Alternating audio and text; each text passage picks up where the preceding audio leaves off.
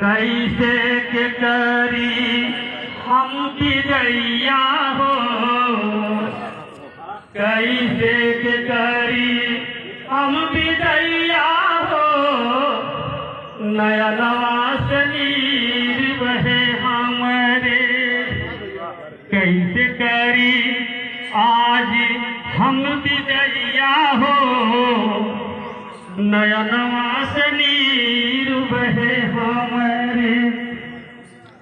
शिक्षा जगत में अपन पूरा समझी है, शिक्षा जगत में अपन पूरा समझी है। ज्ञान का प्रकाश करके शिक्षित बनावला, ज्ञान का प्रकाश करके शिक्षित बनावला। आज बाटे गाँव कै समैया हो, आज बाटे गाँव कै समैया हो, नया नवास नीर बहे हमारे। आज बाटे गाँव कै समैया हो, नया नवास नीर बहे हमारे। आँखों में आंसू लेके करबे विदाई, आँखों में आंसू लेके करबे विदाई। आज हम सब ही से होत बा जुदाई, आज हम ही सबसे होत बा जुदाई। रही रही आवे, रही रही आवे ले रुलैया हो, रही रही आवे ले रुलैया हो, नया नवास नीर बहे हमारे। कैसे के कारी हम विदैया हो, कैसे के कारी हम विदैया हो, नया नवास नीर बहे हमारे। साथी गुजारे लेकिन आज लागत सूना, साथी गुजारे लेकिन आज लागत सूना। मन घबरात बाटे आज के दीना, मन घबरात बाटे आज के दीना।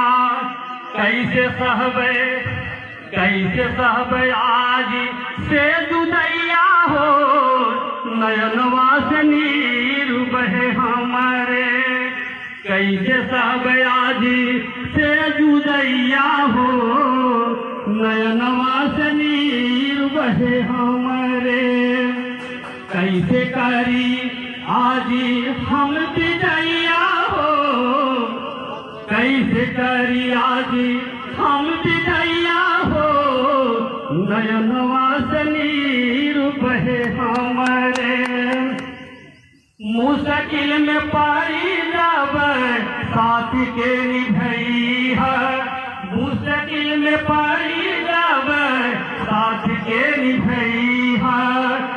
गलती कसूर सब माफ मोरी करी है, गलती कसूर सब माफ मोरी करी है। दिलवा में दी है ला जगहिया हो, दिलवा में रखी खा जगहिया हो, नया नवास नीर बहे हमारे। दिलवा में रखी खा जगहिया हो, नया नवास नीर बहे हमारे।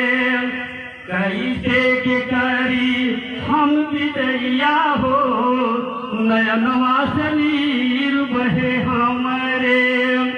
जुग जुग जिया मोरे शिक्षक सुजानावा, जुग जुग जिया मोरे शिक्षक सुजानावा।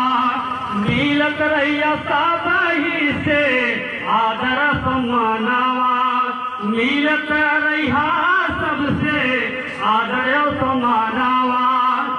सबही से बाटे मोर नमनवा हो, सबही से बाटे मोर नमनवा हो, नयनवा से नीर बहे हमरे।